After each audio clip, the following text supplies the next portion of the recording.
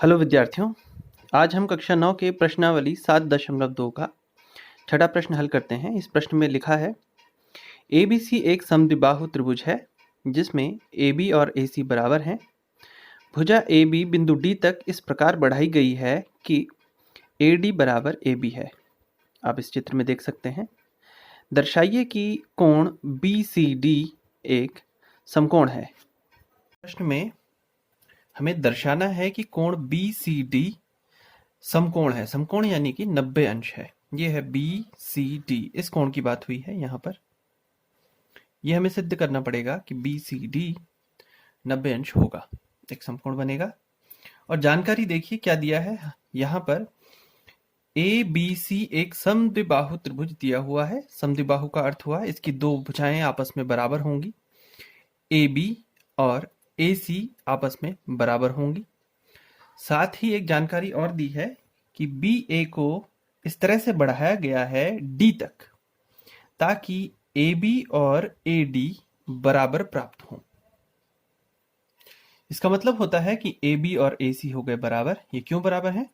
क्योंकि दिया हुआ था समद्विबाहु त्रिभुज की ये बराबर भुजाएं हैं। दूसरी बात है कि AD और AB भी बराबर है। हम लिख लेते हैं AB बराबर AD। ये क्यों बराबर है? ये प्रश्न में दिया गया है।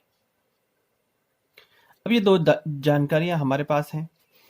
अब इनकी मदद से हम आगे बढ़ते हैं। देखें किस तरह से।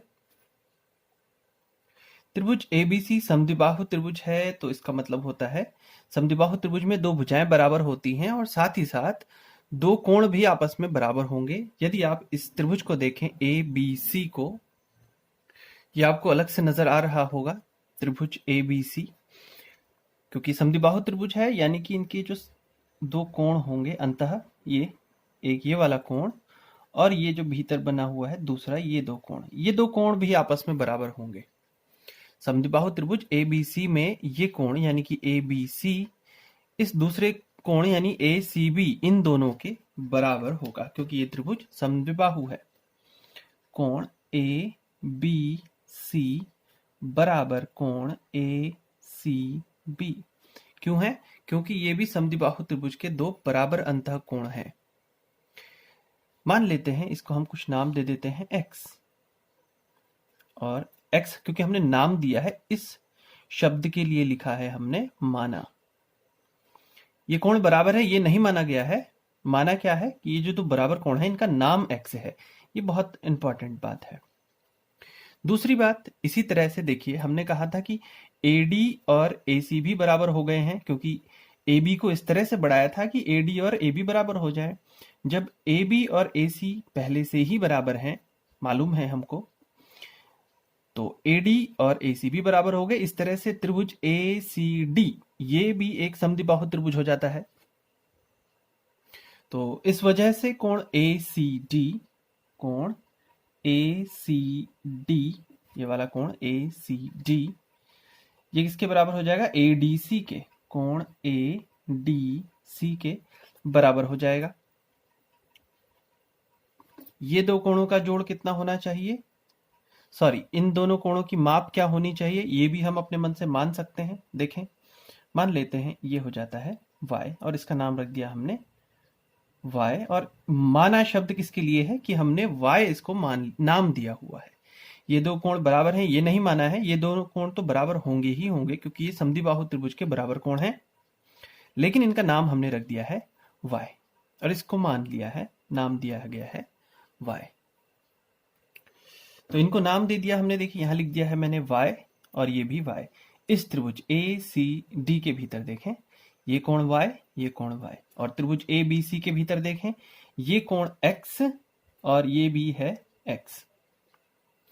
ठीक, अब देखिए ये एक बड़ा त्रिभुज आप देख सकते हैं, त्रिभुज DCB में, त्रिभुज DCB में यदि हम एक त्रिभुज के तीनों अंतः कोणों को जोड़ें तो हमें अवश्य रूप से 180 प्राप्त होना चाहिए त्रिभुज कोणयोग नियम की मदद से।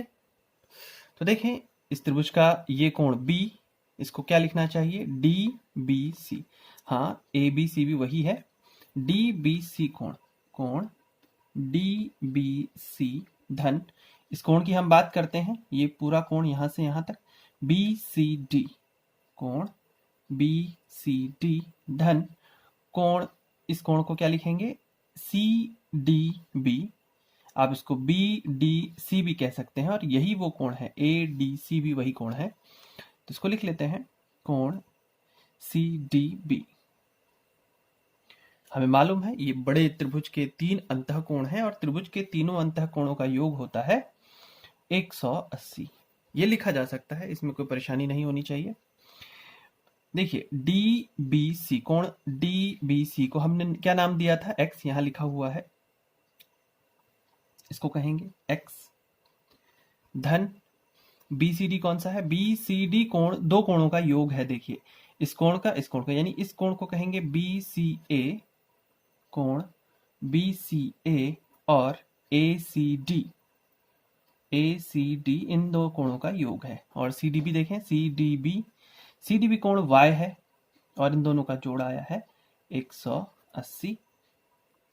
BCA को देखिए, BCA कोण क्या है X, वापस X, और ACD को देखें, ACD यानी ये कोण यानी कि Y, ये साफ नहीं दिख रहा है तो ये Y है, ये हो गया है Y धन ये वाला Y, इन चारों को जोड़कर आता है 180। देखें 2 बार x है 2 बार y है, तो हम कह सकते हैं 2x धन 2y बराबर 180 अंश। अब 2 को आप उभयनिष्ठ ले लीजिए, x धन y बराबर 180, यानी x धन y बराबर हो जाता है 180 बटा 2, यानी x और y का जोड़ है 90, x धन y का जोड़ है 90। ये एक संबंध है हमारे पास। देखें इसका क्या लेना देना है इस कोण के साथ, आप देख सकते हैं BCD जो हमने सिद्ध करना है, कोण BCD, ये कोण क्या है, देखिए ये जो कोण BCD है वो दो कोणों का योग है, देख सकते हैं BCA धन ACD, तो यही बात हमने यहां लिखी है, BCA और ACD, BCA है x और ACD है y। देखिए और हम अभी इससे पहले सिद्ध कर चुके हैं कि x धन y तो 90 होता है, इसका मतलब होता है कि ये आ गया है 90, यानी एक समकोण। क्या प्राप्त हुआ, कोण BCD एक समकोण है, इस बात को हम लिख लेंगे। अतः कोण BCD एक समकोण है, और यही बात सिद्ध हुई, यही हमें सिद्ध करना था।